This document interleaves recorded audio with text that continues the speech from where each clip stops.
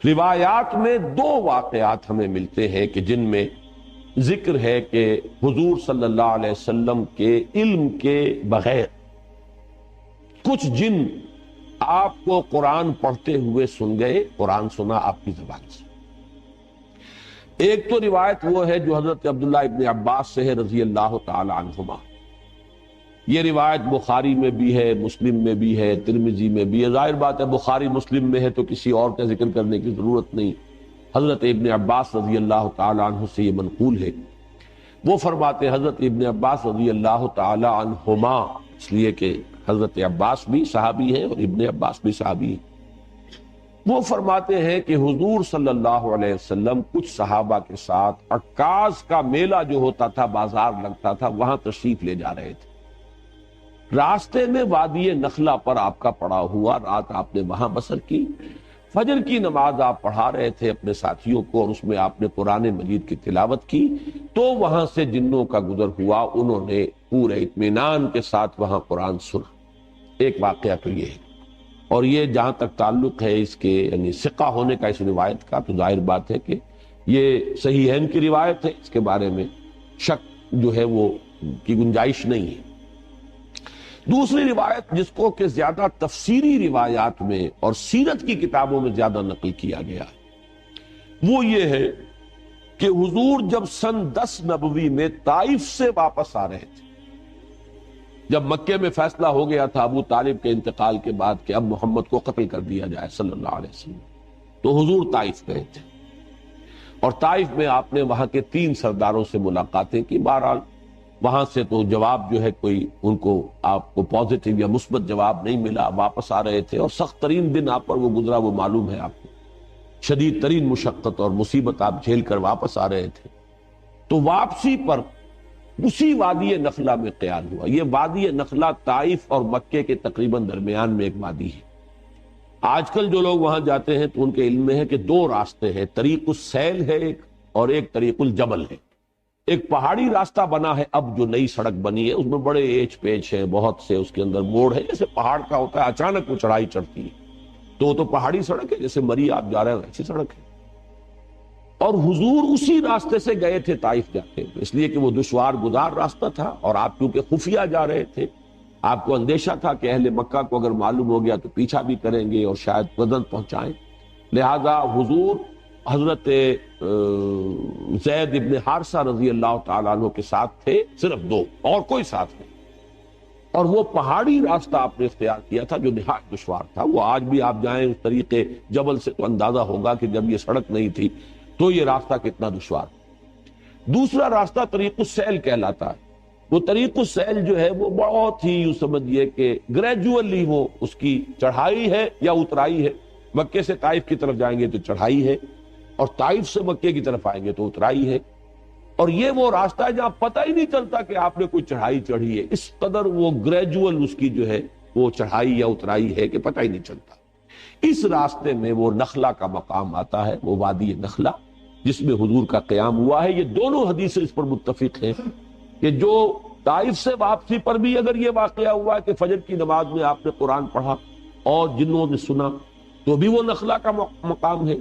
اور اگر وہ آپ اس سے پہلے کہیں خود تبلیغ کے لیے جا رہے تھے صحابہ کے ساتھ،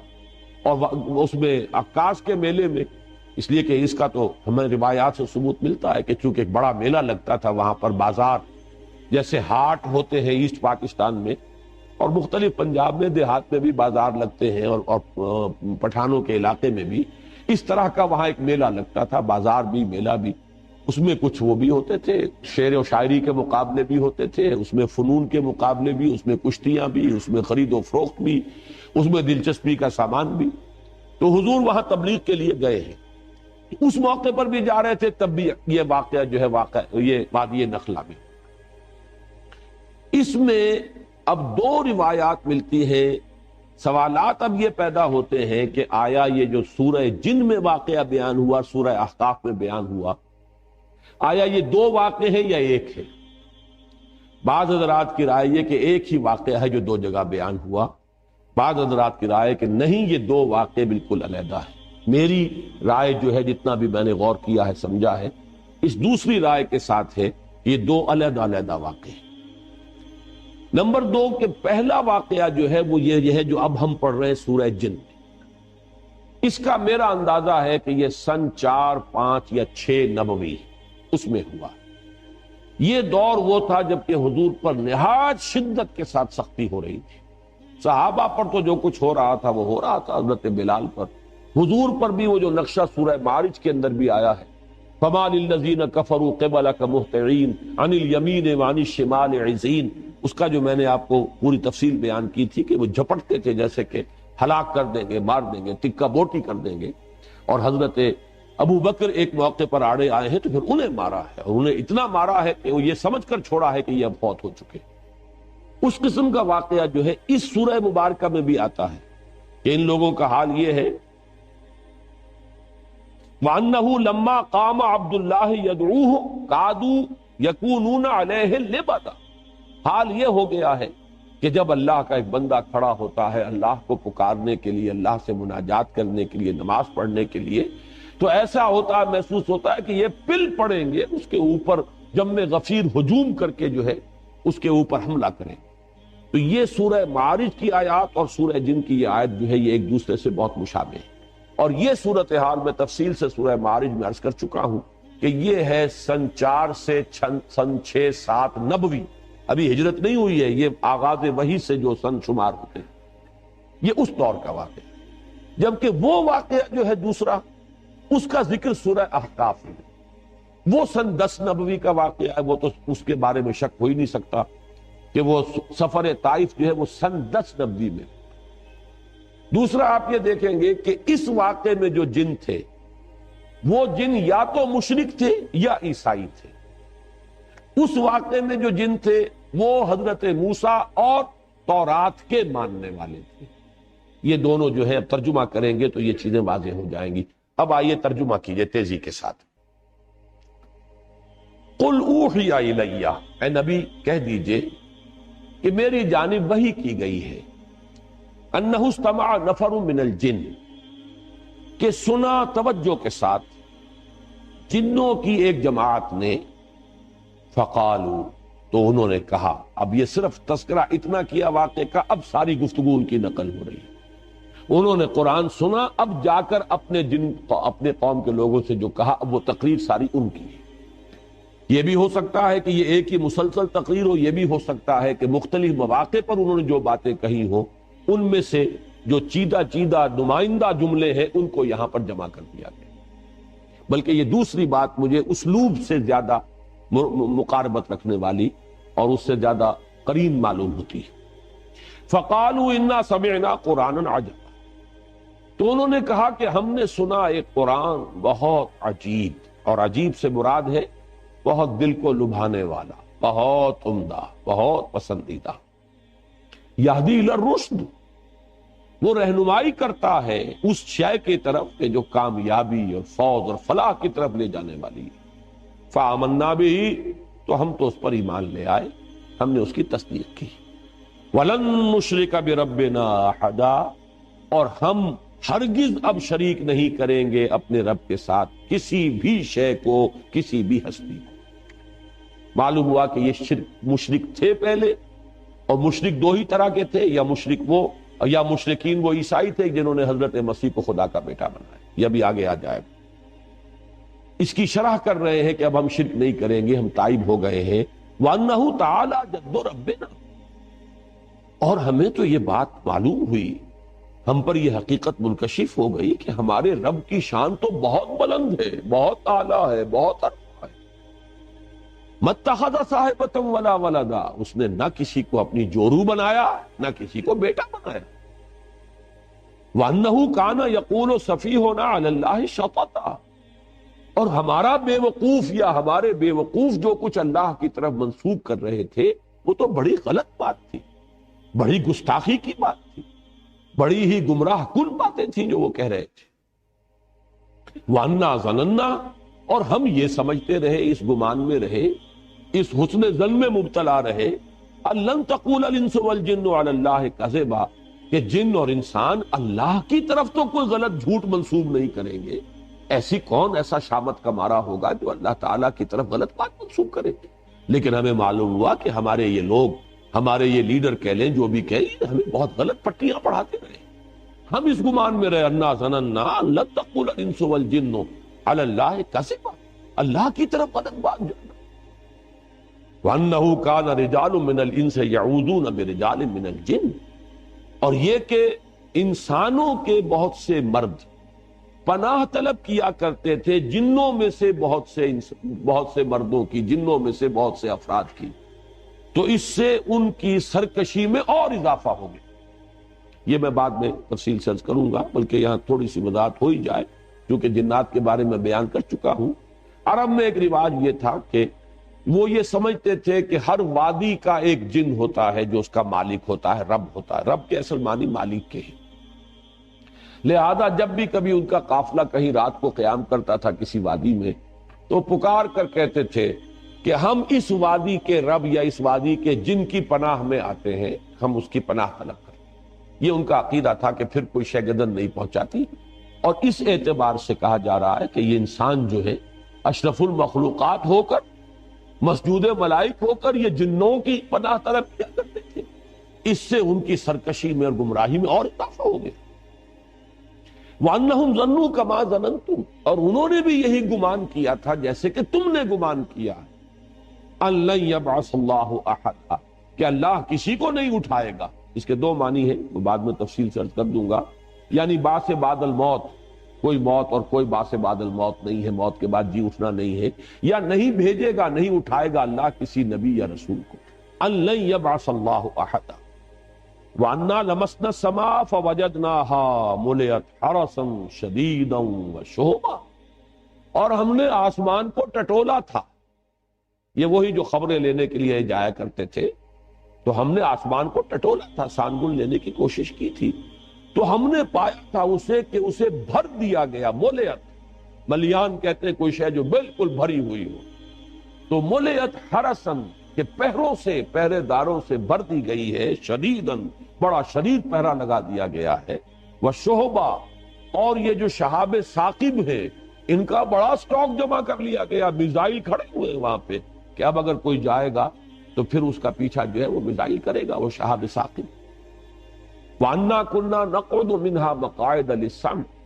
اور ہم تو بیٹھا کرتے تھے وہاں اپنے مورچوں میں سننے کے لیے۔ مقعد کہتے ہیں بیٹھنے کی جگہ۔ یہ سورہ آل عمران میں یہ لفظ آیا ہے، اِسْتُبَوِّئُ الْمُؤْمِنِينَ مَقَاعِدَ لِلْقِتَالِ، اے نبی وَإِذْ غَدَوْتَ مِنْ أَهْلِكَ، جب آپ اپنے گھر سے نکلے تھے صبح کے وقت، اہل ایمان کو مورچوں میں بٹھا رہے تھے، مورچہ بند کر رہے تھے، تو ان کی بھی کوئی جگہ ایسی تھی جہاں یہ طاق میں بیٹھتے تھے، اور وہ وہاں پر بیٹھ کر پھر وہ ملائکہ کی باتیں سنتے تھے، اور اس سے جو چیزیں ملتی تھی آ کر وہ ان اپنے جو ان کے کلائنٹس تھے یہاں انسانوں میں سے جو کاہن وغیرہ، ان کے وہ کانوں میں پھونکے مارتے تھے، اس سے ان کا دھندا چلتا تھا۔ تو ہم بیٹھا کرتے تھے اس آسمان میں، اپنے مورچوں میں، اپنی جگہوں پر، کمین گاہوں میں، کمین گاہ کا لفظ زیادہ مناسب ہوگا مورچے سے، اپنی کمین گاہوں میں ہم بیٹھا کرتے تھے۔ فَمَن يَسْتَمِعِ الْآنَ يَجِدْ لَهُ شِهَابًا رَصَدًا، تو جو کوئی اب سننے کی کوشش کرے گا وہ اپنی گھات میں پائے گا ایک شہاب، رصد کہتے ہیں گھات میں ہونا کسی کا۔ ان ربک لبالمرصاد، تیرا رب جو ہے گھات میں ہے، وہ پکڑ اس کی طرف سے گرفت آیا چاہتی ہے، تو وہ دیکھے گا شہاب ثاقب کے گویا کہ وہ تیار ہے بالکل اس کا پیچھا کرنے کے لیے۔ وَأَنَّا لَا نَدْرِي أَشَرٌّ أُرِيدَ بِمَنْ فِي الْأَرْضِ أَمْ أَرَادَ بِهِمْ رَبُّهُمْ رَشَدًا، اور یہ کہ ہمیں یہ معلوم نہیں ہے، ہم یہ نہیں جانتے کہ آیا زمین والوں کے ساتھ جو زمین میں بس رہے ہیں ان کے ساتھ کسی شر کا ارادہ کیا ہے، ام اراد بہم ربہم رشدا، یا ان کے رب نے ان زمین والوں کے ساتھ، انسانوں کے ساتھ کسی بھلائی کا، خیر کا، رشد کا ارادہ فرمایا، یہ ہم نہیں جانتے کہ نتیجہ اس کا کیا نکلے گا۔ وَأَنَّا مِنَّا الصَّالِحُونَ وَمِنَّا دُونَ ذَلِكَ، اب وہ آپس میں گفتگو کر رہے ہیں، دیکھیں ہم میں بھی کچھ صالح بھی ہیں یا تھے، رہے ہیں، اچھے لوگ بھی رہے ہیں جنوں میں، اور کچھ دوسری قسم کے لوگ بھی ہیں۔ اب یہاں اشرار کا لفظ نہیں لائے، یہ ہے حکمت تبلیغ، دون ذالک، کچھ اچھے لوگ بھی ہیں، شریف بھی ہیں، لیکن کچھ دوسری قسم کے بھی ہیں، اس سے کمتر لوگ بھی ہیں۔ کننا طرائق قددا، ہم تو بہت سے طریقوں میں بٹے ہوئے تھے، بہت سے فرقوں میں تقسیم ہو گئے تھے، طرح طرح کا ہر ایک کا اپنا، کل حزب بما لدیہم فرحون، ہم نے بھی اپنے مشرب اور مسلک بنا لیے تھے۔ وَأَنَّا ظَنَنَّا، اور ہم نے یہ بات اچھی طرح جان لی، پورا یقین ہمیں ہو گیا، أَلَّن نُعْجِزَ اللَّهَ فِي الْأَرْضِ، کہ ہم اللہ کو نہ تو زمین کے اندر ہرا سکیں گے، عاجز کر سکیں گے، یعنی اللہ کی پکڑ سے اپنے آپ کو بچا سکیں گے، وَلَن نُعْجِزَهُ حَرَبًا، نہ ہی کہیں بھاگ کر کائنات کے اندر جو ہے کہیں ہمارے لیے چھپنے کی جگہ ہے۔ وَأَنَّا لَمَّا سَمِعْنَا الْهُدَىٰ آمَنَّا، اور ہم نے تو بھائی جب یہ ہدایت والی بات سنی ہے، یہ رہنمائی ہم نے سنی ہے، ہم تو ایمان لے آئے۔ فَمَن يُؤْمِن بِرَبِّهِ فَلَا يَخَافُ بَخْسًا وَلَا رَهَقًا، تو جو کوئی بھی اپنے رب پر ایمان لائے گا اسے کوئی خوف نہیں ہوگا، کوئی اندیشہ نہیں اسے کرنا چاہیے، نہ اس کا کہ اس پہ کوئی کمی کی جائے گی اور نہ اس کا کہ اس پر کوئی زیادتی کی جائے گی۔ لا يخاف بخسا ولا رہا۔ وَأَنَّا مِنَّا الْمُسْلِمُونَ وَمِنَّا الْقَاسِطُونَ، اب ذرا بات کو کھولا ہے، اور دیکھو ہم میں سے مسلم بھی ہیں، فرما بردار بھی ہیں، اور قاسطون بھی ہیں، نا انصاف بھی ہیں، زیادتیاں کرنے والے بھی ہیں۔ فمن اسلم، تو جو اسلام لایا، جس نے کہ اطاعت قبول کی، فاولئک تحروا رشدا، تو انہوں نے تو رشد اور ہدایت اور کامیابی اور سعادت جو ہے اس کو حاصل کر لیا، اندازہ کر کے اس کا پتہ چلا لیا۔ فاما القاسطون فکانوا لجہنم حطبا، اور یہ بھی جان لو کہ جو ظالم ہیں، ظلم کرنے والے ہیں، زیادتی کرنے والے ہیں، تو وہ تو پھر جہنم کا ایندھن بن کر۔ یہ ہے وہ 15 آیات، یہ ہے ان کا کلام کہ جو انہوں نے اپنی قوم سے کیا ہے۔ اب ذرا آ جائیے، میں چاہتا ہوں کہ وہ بہت مختصر ہے، دوسرا مقام جو ہے سورہ احقاف کا، اس میں صرف 4 آیتیں ہیں۔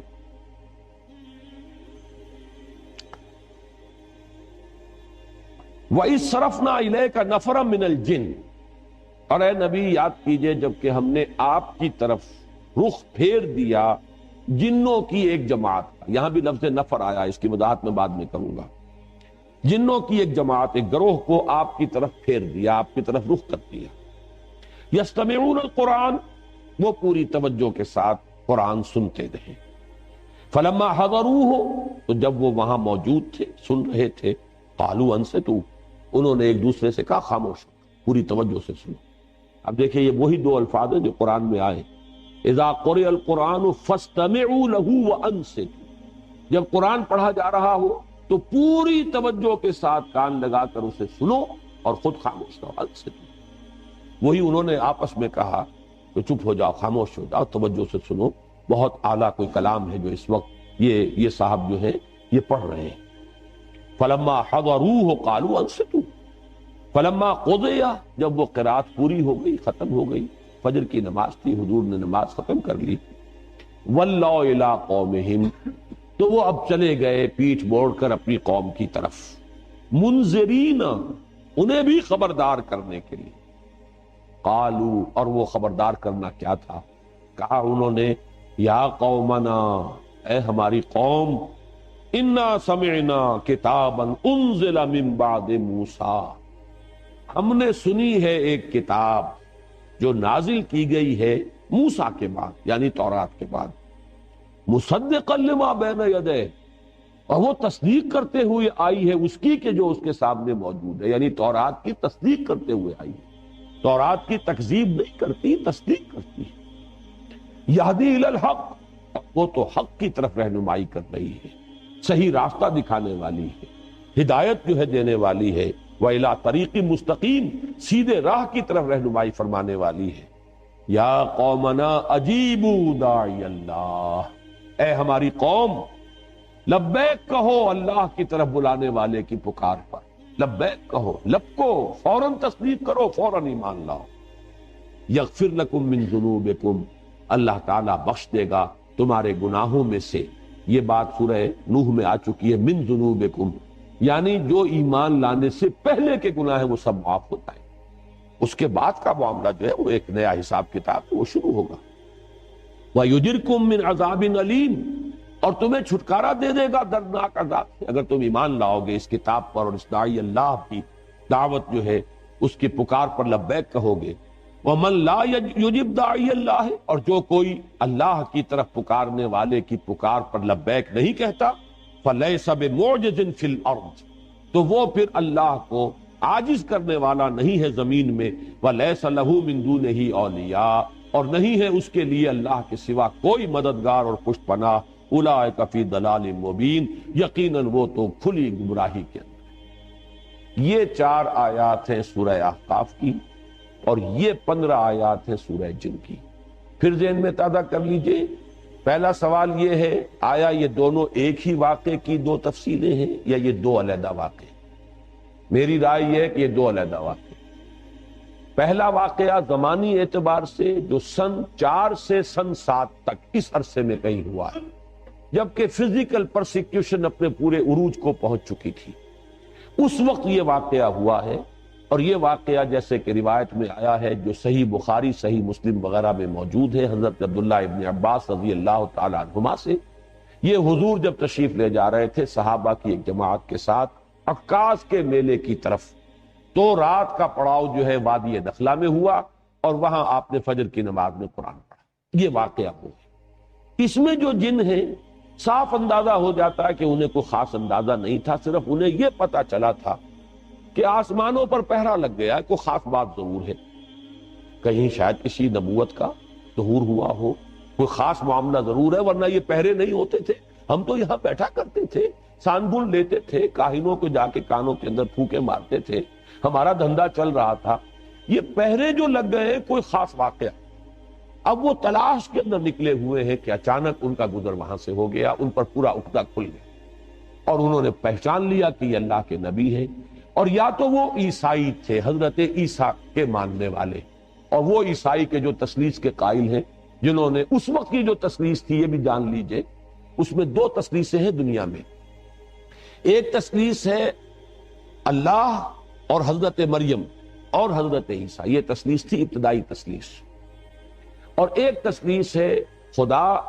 اور روح القدس اور بیٹا یعنی حضرت مسیح، یہ 2 تثلیثیں ہیں ان کے ہاں۔ تو یہاں جو فرمایا گیا یہ وہ تثلیث ہے کہ جس کا انہوں نے کہا کہ ہم تو یہ سمجھ چکے کہ ہمارے رب کی شان اس سے بہت اعلیٰ اور ارفع ہے کہ وہ کسی کو جورو بنائے یا بیٹا بنائے۔ تو ہو سکتا ہے کہ وہ جو عقیدہ تثلیث جو تھی عیسائیت کی اس کے اوپر وہ تھے، یا پھر وہ مشرکین تھے، اس لیے کہ مشرکین نے بھی، جو مشرکین عرب تھے انہی کے دین پر تھے وہ، اس لیے کہ وہ فرشتوں کو خدا کی بیٹیاں کہتے تھے، اور انہوں نے جو بات سمجھی ہے پوری طرح تفصیل سے بیان کی ہے۔ جبکہ یہ جو دوسرا واقعہ ہے یہ سن 10 نبوی کا ہے، جبکہ حضور طائف سے واپس تشریف لے جا رہے تھے، طریق السیل سے جا رہے تھے، وادی نخلا میں آپ نے قیام فرمایا، وہی فجر کا وقت ہے، اور وہاں وہ آئے ہیں، اور وہاں آپ کو بین السطور صاف نظر آ رہا ہے کہ وہ جو جن تھے وہ کافی چیزوں سے واقف تھے، موسیٰ کے جاننے والے تھے، کتاب کے جاننے والے تھے،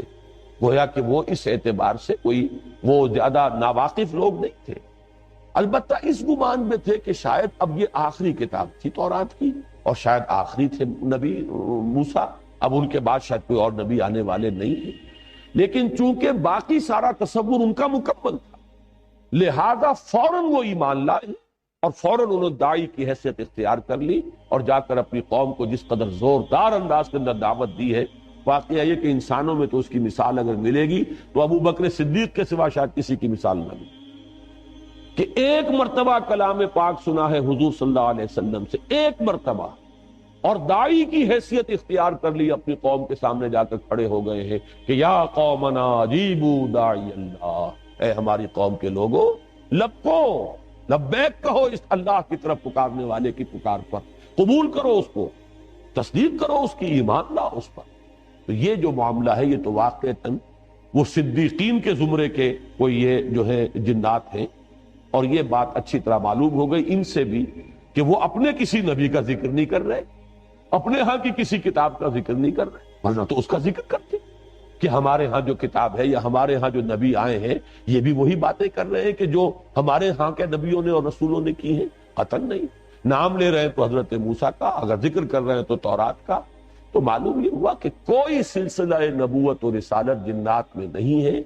بلکہ رسالت اور نبوت کے اعتبار سے جنات بھی انسانوں ہی کے تابع ہیں۔ جو بھی رسول بھیجے گئے انسانوں میں اور نبی مبعوث کیے گئے ان کے مخاطب ہیں انس بھی اور جن بھی. اور یہ بات جو ہے بڑی تفصیل سے میں آپ کو بتا چکا ہوں. سورہ رحمان تو ہے ہی پوری کی پوری اس پر مسلسل تخاطب تسنیہ کے سیغے سے. فَبِأَيِّ آلَاءِ رَبِّكُمَا تُكَذِّبَانِ یا معشر الجن والانس ان استطعتم ان تنفذوا من اقطار السماوات والارض فانفذوا لا تنفذون الا بالکل تسنیہ کے سیغے سے.